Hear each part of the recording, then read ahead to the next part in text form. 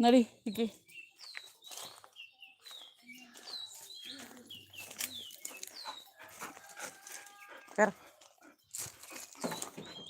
പിന്നെ അപ്പം നിനക്ക് വരാൻ പറ്റില്ല. ഞാൻ അങ്ങനെ പലതും കാണിക്കും. വല്ല കുറച്ച് കഴിഞ്ഞ് അയച്ചു വിടാം കേട്ടോ.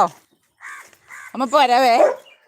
ഇപ്പം വരാം, ഇപ്പം വരാം, ഇപ്പം വരാം, ഇപ്പം വരാടി.